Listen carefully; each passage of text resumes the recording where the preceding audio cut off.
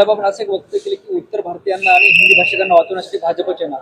कोण बोललं? दे मला व्हिडिओ दाखव.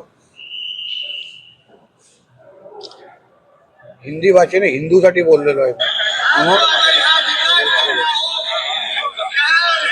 उत्तर भारतीयांनी हिंदी भाषिकांना वाचवण्यासाठी तुम्ही लोकांनी दिलेलं आहे. मी हिंदूंसाठी बोललेलो. बरोबर भाषण ऐक मला. बोल, चांगली गोष्ट आहे ना. मग चुकीचं काय आहे? चुकीचं वाटतंय का? हिंदू का हिंदी? हा, हिंदू का हिंदू.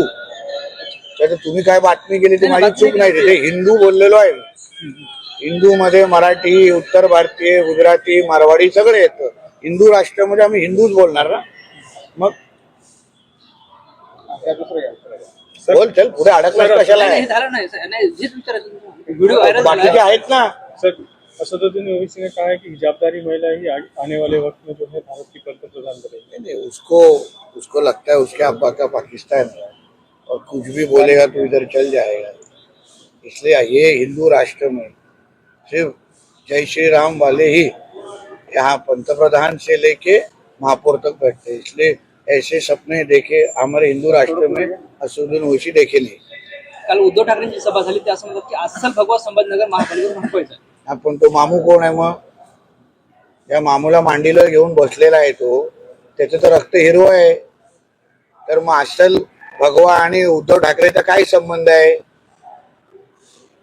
सांग तुम्हाला. आणि म्हणून उद्धव ठाकरेंनी आता भगवाची गोष्ट करू नये. आपल्या मुला मौलवींची भाषा त्यांनी बोलायची.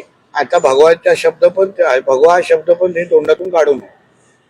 सर, उद्धव ठाकरे कह रहे हैं कि जब वो उनके ही थाली में का खाना जो है आज बीजेपी और शिंदे साहब खा रहे हैं, क्योंकि उनके मुख्यमंत्री रहते हुए जो भी स्कीम्स निकले थे उसका सारा श्रेय ये सरकार ले रही है. उन्होंने कौन सा स्कीम निकाला? बांग्लादेशी और रोहिंग्या को बढ़ाने का, हमारे महाराष्ट्र में इस्लामीकरण करने का, वो स्कीम उन लोग का था.